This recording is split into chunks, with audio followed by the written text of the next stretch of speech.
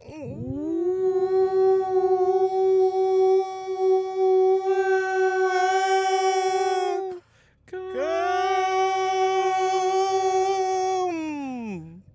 the. You could cut that up and just have it say "come." Yeah. You know Well, what I mean? come already. Welcome to Come Town. Sorry, I mean the Drive Time Podcast. As Parker brought me up on stage tonight, one of the best podcasts in the world. I just thought it was funny because no one knew that podcast. Yeah, no, that was good. All right, so we're driving back. We just went to Frederick. Who's Fred? Who's Rick? No one knows. No. But we just had the Cellar Door. Super fun room. I always have a good time in the Cellar Door. Yeah, even if it's not going great, it's even going if good. it's not going great, you know? it's going good. I feel like we both did good tonight. Yeah, we were 7.5. Yeah, we were solid goods. Yeah, it was a good show. Nazer's always he's one of my favorite people in the comedy scene. Yeah, he be giving it back, you know? Yeah, he gets it. Yeah, I mean, he's like a booker and he's not a dick, you know what I mean? Yeah. And he also like appreciates, I don't know, people like I just think he's one of the few people that has like a show and an open mic. And so he can book people from the open mic for the show. Yeah, which is how it used to be back in like the 80s and 90s. Is like people like, you should go to their open mic at the club, and then if you did good enough on the open mic, you like got to do the show. And that's an interesting thing you bring up. I think outside of the fact that there were less, all right, I think just way less. I think that the path to succeeding in comedy was very clear back in the day. Now it's a little murky. Like maybe you just crush the clubs for a while. And then you self-produce a special. You get discovered on Netflix. Yeah. They put whatever it is. All right, maybe you're doing the TikTok thing. There's so many paths. Whereas back then it was like you do well at the open mic. You get booked as a host or a guest or a feature on a showcase. Then you start to work your way up to headlining. Once you're headlining, you're killing. You go on Johnny Carson or whatever. Exactly. If you crush on Johnny Carson, you have a TV show in your set. Yeah. That was the path. That was it. That was the one path, and a lot of people did it. But not a ton. Not a ton, but dude, then even if you go back to the early 2000s, they're like, oh yeah, you have to do comedy for 10 years to really make it, and it's like, that was back when there was like a third of the comedians that there are now, and it's like, okay, you really have to fucking, not that comedy's the hardest thing in the world, but it's just like, it's so, like, the sieve is, like, so much tighter, you know what I mean, for the people that actually make it, you know? And I feel like there's, like, back in the day, as a comedian, you couldn't necessarily be, like, a one-hit wonder. Yeah. You know? I feel like there's comedians who are, you know, you're like, oh, I know that joke, that one joke they do. I saw a clip of that joke. There's one-hit wonders in comedy now. Which is weird. It's a weird thing to say. And just everyone posting clips of stand-up online all the time, or just crowd work. Dude, I hate it. I've posted a couple crowd work clips, and I just hate myself. Like, and I don't know if people understand. People will see crowd work clips, and they think that's what comedy is now, and now people are, like, more encouraged to heckle. Yeah. But people just post crowd work clips because it's, you burn it. You're not burning any material. Yeah, you're not burning material. You can post crowd work and then still have the rest of your set. But what's also, and I understand it, but I don't think burning material 100% exists. All right? Yeah. And the reason I say that is you can watch 30 Mitch Hedberg appearances where he's telling the same fucking jokes. Yeah, but that's Mitch Hedberg. I know. I know. He's one of the... That's being like Andrew Dice Clay. Everyone knew his jokes. Yeah. It's like, no, there definitely is some amount that, like, surprise plays in comedy. Yeah. When you don't know what someone's going to say. And I feel like we go back and we watch comedy specials because we like comedy a lot, but like most people don't go back and watch a comedy special for a second time. You know what I mean? Yeah, there's a couple. Like I'll watch, you know, like the ones we talk about. You know, I'll watch Elephant in the Room or Gillis is Live in Austin. Like, I played that for my parents on the drive back. They loved it. What, they Elephant in the Room? No. Shane Gillis' Live in special, Austin. Live in Austin. I don't know if they would get Elephant in the Room totally, but they were perfect for Shane Gillis. Dude, it's so good. Because we were listening. They have like the Sirius XM, and we were listening to like there's like a comedy, a Netflix presents. Yeah. And it's okay, and it has like big names on there, but it like I don't know. I don't like listening to just like one bit from a comedian and then switching over to a completely different bit from a comedian. You know what I yeah, mean? Like, yeah, and you kind of need to bring up like if you cut up Dave Attell, I don't think each individual joke would be funny. Although Roadwork is a great special. But no, I I rewatched that the other day. But like, what's funny is like the energy that he builds up. Like when he's just going fucking ham. Yeah, you know? and for those of you who are listening who haven't watched Roadwork by David Tell, which is so hard to watch. I had to pirate it. Yeah. No, Roadwork is on Netflix. No, it's not. Yeah, I don't think it is. Is it? No, it might be on like Paramount. It's on Amazon Video, I'm pretty sure. It's on a streaming service for free. I just watched it. But what's cool about Roadwork is he's like on tour, and the special is broken up across different clubs or that he's performing at. All super small venues. I say maybe 200 people cap. I don't know, Parker. What do you think? Not super small. I mean, yeah, no, Magooby-sized venues. Okay. That's what I would say. So Magooby's is like 300 to 400 people max. Yeah. So they're big, but they're not huge, you know? Like, and so he's like going from club to club. So the context of the club that he's in, I think, changes it. And I think there's some club, like I don't remember which cities he's in with each club, but I kind of break it up. I'm like, all right, that club is my favorite of the sets. Yeah. The only one I don't think he like murdered at was the hula club that had the hula dancers. I agree. That remind me of your parents' luau. Yeah. But no, it was like showing my parents Shane Gillis and them getting it, and they honestly laughed at like kind of different parts than I did. You know what I mean? Yeah. And like it's very weird too. Like maybe that's how good of a comedian he is he has different shit in there for different people. Yeah. Like, of course, but that Live in Austin special. All right, I'm going to say something. Did you see the latest Shane Gillis special? I heard it was okay. I thought it was very good, but it was not. It was like a little bit too Shane Gillis-y for me. Yeah. That's what Caleb said. There wasn't, he does a lot of like, oh, you can't do that, dude. You can't fucking do that. Yeah. And just like pointing shit out that's funny, which is funny.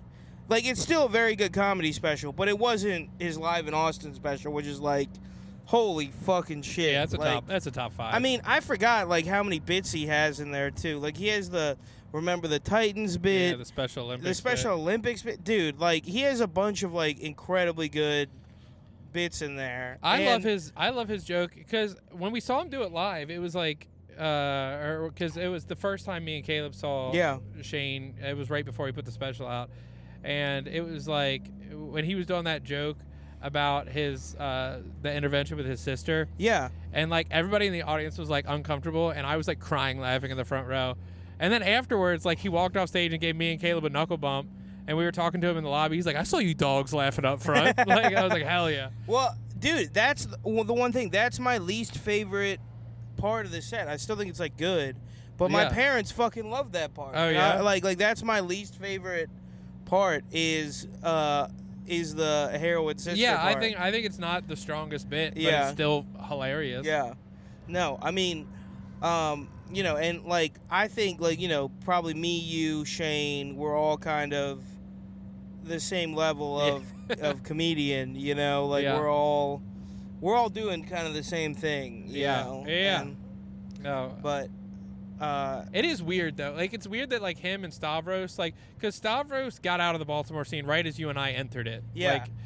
So it's weird that people that like are very adjacent to us, like super close, are as successful as they are. Oh, totally. Although Bill Monahan, I was talking to him last night, very funny Baltimore comic, because he used to perform with Stavros and Shane all the time. Really? Oh, yeah. Well, Bill's been around for a while in the Baltimore scene, so like all of these people, like he's performed with, and he was talking, he's like, Stavros is bigger than Shane. I was like, I don't think he is. Dude, it's weird. I think Stavros is like blown up. You know what I mean? Well, like, he's better with clips than Shane is, and that's because he does crowd work. Like his stuff is so crowd work heavy. He's great. He's amazing at crowd work. Probably one of the best. Yeah. Because just laughing really hard at things people say is a great skill for crowd work. Yeah. And he is incredibly funny. But it is weird that like this little corridor, dude, is like Nick Mullen, Stavros, Shane. Yeah. He's from Mechanicsburg. I mean, that's not that far from us. It's from literally Baltimore. like an hour from where I live. Yeah. It's weird. Because what I kind of hate about it is it makes, and this is going to sound backwards, but it makes like our quote-unquote goals seem way more attainable in like a... Yeah. And the fact that we're not makes it more upsetting. I'm like, oh shit, people from here, like, not dissimilar to us, just like from, a demographic standpoint, like same location, same all this shit. Yeah. Have gone on to achieve remarkable success. Like at literally the ceiling of stand-up comedy. Yeah. Like Shane they have gotten as high as you can get. Like right now, they're the top. Yeah. Like the people who and like obviously Shane has a Netflix special now, but as of 2 weeks ago, people who like weren't on Netflix, like just doing clubs and shit, going on Rogan and stuff, like they're the best. Like they're the best ones. And it's like it's the next wave. Like I feel like Tom Segura and them were kind of the last wave, and like this is. Oh yeah, totally. And I mean, I think it is kind of crazy. Like, Stavros was on Come Town, which is one of the like top 6 like podcasts on Patreon still. You know what I mean? Yeah. Shane is like even higher than that. I think it's either the number 1 or number 2. It's one of the... No, Tim Dillon's number 1. Okay, so I think it might be the second. Which I listen to all the time. Tim Dillon is literally he's the perfect podcast comedian. He's a good ranter. He's a great ranter. He's kind of like Burr, like Burr's podcast. But a little more like ironic than Burr. You know what I mean? But which is like what I'll say is, and this is a real talking shop podcast. But what I'll say is, Tim Dillon is better with guests. Bill Burr like rants, and the rant style is kind of thrown off by guests, I think. Yeah, Bill Burr isn't the best podcaster. I've listened to his podcast. It's just like him in his garage losing his fucking mind. Yeah. He's kind of got that. So here's a fun game I think we should play if you're cool with it. Okay. So famously, what's his name, said that things would have been different if he was on the plane during 9/11. What's his name? Brendan Boston. Schaub? No, Boston guy. Fucking. A comic? No. Oh, Mark Wahlberg. You're talking about Mark Wahlberg. Yeah. Sorry. So I think a fun thing would be if we thought of different situations that it would be funny for Mark Wahlberg to say that things would have gone differently. Okay. If he was there. Are we talking tragedies or just anything? Anything at all. Okay. Like literally anything that would be funny to have, and maybe this is an opportunity. I'm not very good at Mark Wahlberg impression, but oh my god, kind of like trying to work out a Mark Wahlberg impression. Okay, too. I'll throw some hypotheticals at you. They're out at taquitos at 7-Eleven. Okay, I like it. But Mark Wahlberg works at 7-Eleven. Well, and he works. All right, give it to me, okay. baby. Yeah, I was hoping to get some steak and cheese taquitos. Yeah. Oh. Wait. No, I'm not getting it. Are you doing the thing, or are we working on this together? I think we're working on it together. And I'm Mark Wahlberg? Yeah, I just ordered. You work at the 7-Eleven, and I just ordered some taquitos. No, it has to be Mark Wahlberg talking about how things would have been different. Oh, yeah, you're right. Okay, yeah. You feel me? Like, he can't be doing it. Okay. It's just him talking about how it would have gone differently. Mark, you're never going to believe this. I was at 7-Eleven the other day. They ran out of taquitos. Oh, yeah? Yeah, they ran out of taquitos? If I was there, things would have gone fucking different. Okay. How so? Okay, I would. The main thing is that they can't lift the boxes into the freezer. Right. Right. I would have lifted those boxes. You got an Indian guy back there. I would have bashed his fucking brains in with a fucking hammer. Okay. I would have made taquitos out of that. All right. These fucking immigrants. Sorry. These fucking. I got a little too Parker, not enough Mark. No, he fucking hate. No, he like blinded a Vietnamese guy. Did he? So yeah, these fucking Vietnamese. Yeah, they don't know. They don't even. They can barely make a fucking. They can't. You can't eat a taquito with a fucking chopstick. They don't know what the fuck are they doing. That's actually what happened. I went to a 7-Eleven, Vietnamese guy. I go, hey, bud, give me 7 taquitos. I lifted today. He goes, "Oh no, we don't have the key." I go, buddy, I'm about to beat the shit out of you. Bam! Have the fucking taquitos ready. All right. All right. Yeah. All right. Give me one. Okay. How about Mount Vesuvius exploding? Is the one I'm thinking. All right. And so Mark, what do you think about, the ancient Italian explosion of Mount Vesuvius? Oh my God! If I would have been at Mount Vesuvius, things would have gone differently. How so? I would have been up there and I would have talked to the mountain. I would say, hey, you ever had a lobster roll? All right, hey. I'm from Boston, okay? In Boston, we don't put up with that. It's cold up in Boston. We don't have volcanoes. There's no heat. There's no ash in the sky. All right, the only ash in the sky is when we go to the fucking World Series. Go Red Sox, go Patriots, all right? Whatever. I'm up there, all right, on Mount Vesuvius, and I say, hey, buddy, take it easy, all right? Chill, calm down. You want to? I'll sock you in the face right now. Mount Vesuvius, Mr. Vesuvius, are you a Mr.? I don't know. Gender identity, where's it going now? I have no idea. Mount Vesuvius, relax. I don't want 20 days of black. I want 20 days of snow. You gonna fucking explode? I'm gonna fucking explode all over you, pal. I'll come in Mount Vesuvius. I work out 7 times a day and do steroids, but I won't admit it because I'm insecure. Right. I thought of a dumb thing the other day. All right. No. Give me. Let's do one more. One more. All right. Also, we can't do 9/11. All right, there was those fires in Maui. Mark Wahlberg.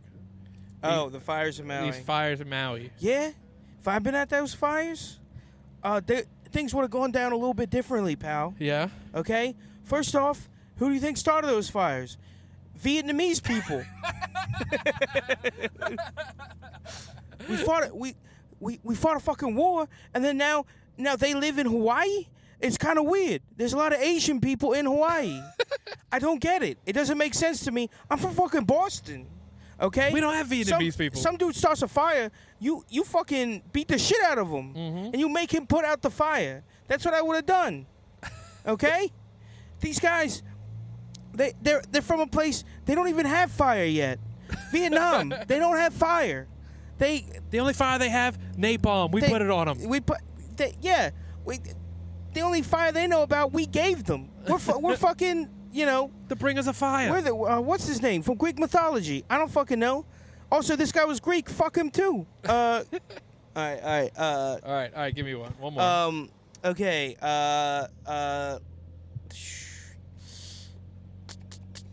Give me 1 second. I just got to think of something good. Boom, ba-dum, boom, ba-dum, boom, boom, ba-dum, for boom, Parker. ba-dum, boom, We're stalling for Parker. We're stalling for Parker. Pick it Parker. Yo, my name is the best. I get it off my chest. Hit him from the block. You know that he's a rest. All right. How about Ash losing to Gary in the season finale of this first season of Pokemon? Okay. All right. What Pokemon did Gary have? He had a Gengar, I believe. Okay. I could be wrong. He had a Kangaskhan. He had a Pidgeot, sorry. He had a Eevee, too, because Ash got Pikachu. He got an Eevee, I believe. Okay. All right. And whatever evolution. Did he have a Vaporeon? I don't fucking know. But yeah.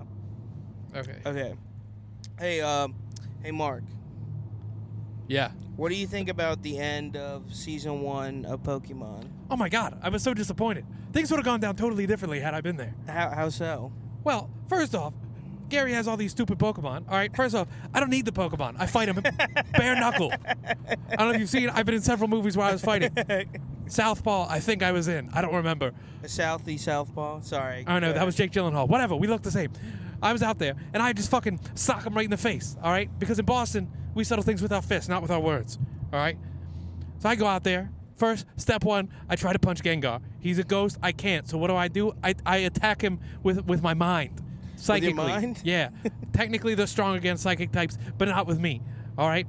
I would have socked him down. I would have beat him down, all right? And then I'd give him some fucking delicious fucking roast beef that we have up in Boston, because apparently that's a big thing up there. Is it really? Yeah. No, they have delicious, they have remarkable fucking roast beef sandwiches. Yeah. Like, yeah, Jackie, when we went up to Boston, there's this, I don't remember what it's called, but we got a roast beef sandwich, and I was like, the fuck is this? Yeah, what Because is I've really, honestly, when you get a roast beef sandwich, the only place around here, fucking Arby's.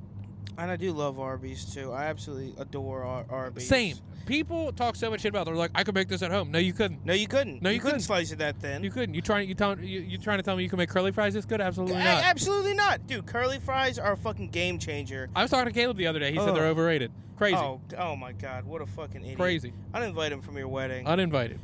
Do you think he's actually going to show up to your wedding? I'm hoping so. Caleb Brookhart is a recluse. He's like Hemingway later in life. Yeah. Where he doesn't do shit and then he just puts out a fucking banger and you're like, all right, cool. Yeah. Remarkably good comic that doesn't do stand-up. Exactly. It's so frustrating. He'll write jokes, and I'll be like, God damn it, that was so fucking good. That was so good. And then he won't perform for 2 years. Yeah, exactly. I'm like, fuck you. I've, thought about stealing his jokes, complete honesty. You honestly should. I'm like, he doesn't do them, and I know them all, because every time he performs, I'm there. We're either on the lineup together, or I just go. It's like copyright. If you aren't using it, you know what I mean, you lose it. Oh, yeah. You know? Okay, can you give me one more, and I'll tell you what it is? For the Mark Wahlberg thing, or do you think we're done with this bit? I think we've done it. Okay. Maybe we bring it up for the next episode. It's our new Seinfeld. Okay. I like it. Oh, wait. Wait. Do you have a good one? Mark Wahlberg takes on the last episode of Game of Thrones, the season finale of Game of Thrones. He fixes it. I don't know about Game of Thrones, so you're obviously going to have to do this I'm going to have to do it. But, Mark, people don't like the finale of Game of Thrones. Yeah, I don't like it either. What would you have done to fix it? Well, if I was in there with B&B, things would have gone down fucking differently, pal. Okay? First of all, Bran's a fucking cripple guy. He can't be a fucking king if he's crippled. That's the first rule in fucking Boston. The crippled kids, we throw shit at them. That's why I crippled that Vietnamese guy. That's why I crippled that fucking Vietnamese guy. Because of the bottom of the fucking totem pole. Okay? That's first off. Second off, Daenerys going crazy. Fucking blonde going crazy. Perfect. Keep that in there. That's correct. That's right. Third off, Jon Snow. He goes up cold. He's complaining about the cold. You think Boston doesn't get fucking cold? All right? Fuck that shit. Also, that Tyrion guy, he's a fucking dwarf. All right? That's funny as shit. He's the jester now, okay? He's the jester. All right? Nah, that's all I got. I don't really got much. Here's what I was thinking. All right. So, you're in a relationship. Okay. And I'm asking you to hook me up with. I'm like, hey, does she have any siblings? And it turns out she has a half sister. All right. Hey, I'm in a relationship. Okay. Hey, Parker, your relationship's going well. Does she have any hot friends or anything like that? Or? Am I Mark Wahlberg? I guess you could be. No. It was just unrelated to Mark Wahlberg. It's unrelated to Mark Wahlberg. Yeah, man. She got this half sister. Oh, really? Which half?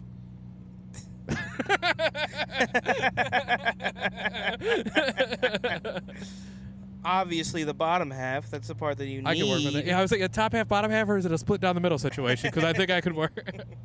I think I can work with any of it. Yeah, top half. You know what's woman privilege? Okay. Yeah. Homeless guys that have their legs cut off, they roll around on that box thing. You know what I'm talking about? Yeah. Never see a woman on the box. That's true. We're the women on the box. Dude, do you remember back in gym class when they had those fucking rolly box things? Yeah. You ever roll over your fucking finger? You could get up to 90 fucking miles per hour on those things. Oh yeah, you push off a wall. Ram into other people. That was the best. I would play, dude. I honestly would, instead of joining a gym, I think there should just be elementary school gym for adults. I like that. Where it's dodgeball. Yep. It's those rolly things. What's some other good ones? Heelys. Climbing a rope. Yeah, climbing a rope fucking sucks. Kickball. Though. I play the shit out of kickball, even though that's a real thing now. Yeah. Volo kickball. Dude, I'm not gonna lie to you. I think, from a historical standpoint, we went to elementary school at the best time. You think so? I think it's up there because I think the '90s had cool high school. I think I think high school was cool in the 90s. Cool in the 90s. But I think it sucked when we were going there. Yeah. I think early 2000s was everyone was too focused on college. Yeah. It was like, oh, you got to go to college. In the 90s, you were just focused on Nirvana. Yeah. And Nintendo 64. It seemed awesome. And everyone was like drinking and driving around. No one really gave a fuck. Yeah. It seems like the best time to go in high school. And they had the best clothes. But there was also enough sexual freedom where it didn't suck. Exactly. You know? Exactly. It was that perfect balance. You didn't have to drive a chick to overpass. Yeah. To have we're gonna go to Buttfuck Peak. That was the best. Give you 3/4 of an over the pants hand job. Yeah. And then stop because she's like, I'm Catholic. Yeah. No, the 90s seemed the best for high school, but I think elementary school, we got the best one. We got 9/11 out of the way early. It didn't ruin it. You know. I do remember 9/11. I feel like we were like the minimum age to remember 9/11. What grade were you in for 9/11? I was in kindergarten. I'm assuming you were in first grade. I was in first grade. Yeah. But you were still in America then. I remember my mom just picked me up and was crying, and I'm like, what's going on? So I was in kindergarten, so it was like the half-day pickup. So it happened right around the time we were supposed to get picked up. Really? Yeah, so we were watching a movie, eating the grossest fucking animal crackers I've ever had in my life. Yeah. They put a movie on, and the teachers are just sobbing in the back of the room. And I was like, the fuck is the deal? And also, look, you're like, honey, I get it. These animal crackers do suck. Yeah, and they were like, everybody pick your kids up early from school. Quick question, why? Yeah. Okay? We are about 5 minutes from where I went to elementary school right now in this drive. Nobody's How far are we from your house, FYI? 5 minutes. Okay, perfect. Nobody's like, all right, why, you got to piss? Yeah. Yeah, I had a feeling. All right, but nobody's like, all right, we got the World Trade Center. We went after the Pentagon. White House didn't work out. Let's go to Winfield Elementary. Yeah. Next on the hit list. They have 300 students, and we need to thin them out. Miss Zumbrum, you dumb kindergarten teacher. I mean, that's the great thing about suicide bombers is you eventually run out. Yeah. You can't reuse them. They're a one-time only there use. is an They're like, upper limit. They're like condoms or lube. You know what I mean? Yeah, definitely. No, I think... Yeah, I think that I think we could technically beat him. All right. Here's a good one. All right. Here's a good question. What would you have to be promised to suicide bomb something in heaven? Like, what would the promise have to be? All right, that is a good question. You're all right. You aren't 100% convinced you'll get it. I'm sitting at 90%. 90%. Yeah. 90% sure. Of course, you have that inkling of doubt. Fuck, is this all bullshit? You know. Were all my teachers lying to me? But what would it have to be up there I feel like for you to suicide bomb I something? wouldn't want a tangible reward. I think I would want to be the best at something in heaven. Okay. The best I like comic, it. the best, or whatever. Or even if it's just something dumb, like Al does the best front flip. Yes. Like it's just something where I'm the best of everybody who's ever existed that's in heaven. I'm the number one. I like it. And for all time too. Yeah. That's part of the deal is they can't have some Zoomer kid come out and do a front flip better than you. I want people getting the tour of heaven. They'll be like, all right, so here's the hot tubs, here's this stuff, and that's Al, best front flip. That's what I would want, I think. For me, I think it would be probably $150, and I do. Yeah, that's it. Yeah, no. But do you get to spend it before you die? No. It's just. Yes, dude. They send a check to. Yeah. We're gonna look. They just send a check to my address. For you're gonna die, $150. but you're gonna have 6 drink tickets when you get to heaven. Yeah. Dude, that's so fucking funny. I think for me, my ultimate thing is I have all-you-can-eat sushi. Okay. At the best. This is the best thing I can think of as a fat guy, right? It's all-you-can-eat sushi at the best sushi restaurant ever, right? Yeah. And it is constantly, you haven't gotten anything yet, and it is constantly, you look up and the waitress is bringing over that moment. Yeah. Just forever. Dude, there's nothing better than sitting in a restaurant and being like, I'm pretty sure that's my food. Oh, dude. Also, you smell that fucking Chiba? Yeah. Went to Cracker Barrel today. How do you feel about Cracker Barrel? Not a fan, but... Not a fan. God damn it. Why? Play your case.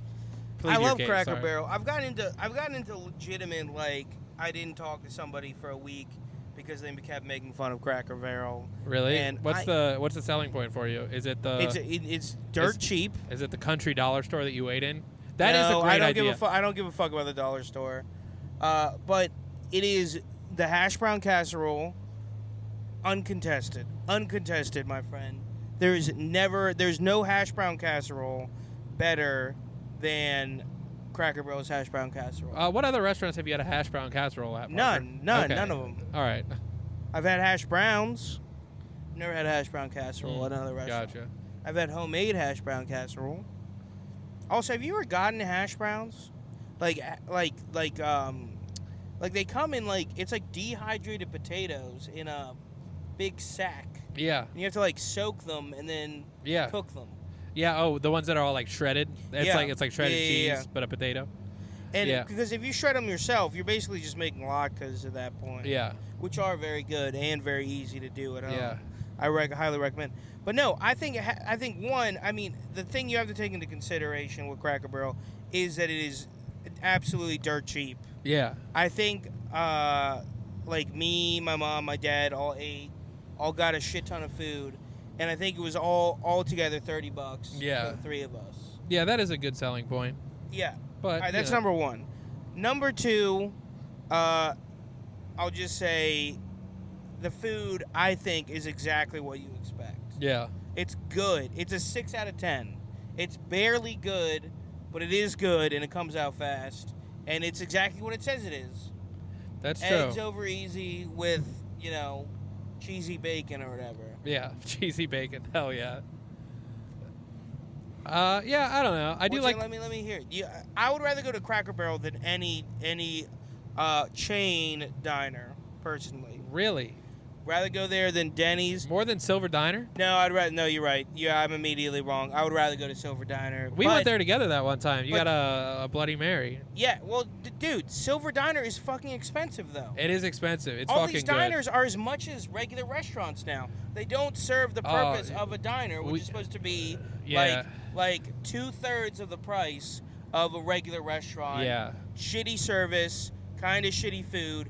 But you can, get a cup of coffee and you can, get something in your body from, and Silver Diner has, some of the sandwiches are, $16, $18. Yeah, it's bougie. It's fucking bougie.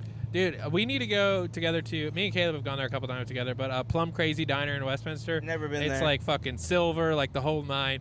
But their shit's cheap, except for their coffee, which is weird to me. What's it, $4 for a coffee? It's $3. That's insane. For, a black coffee. Yeah.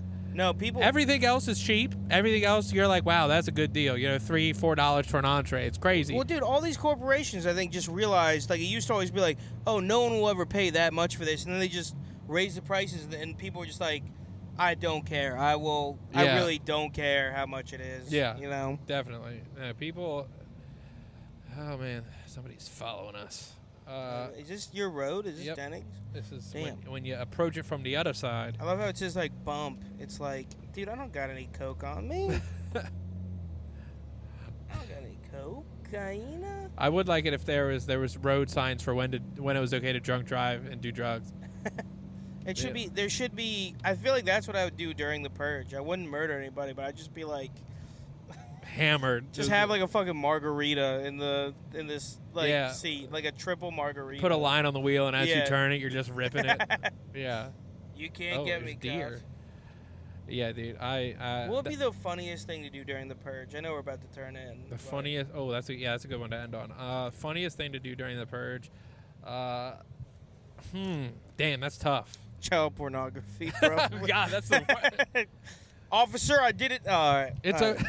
And that's the Drive Time Podcast. That's a Drive Time Podcast. What an Child exclamation pornography, point. baby.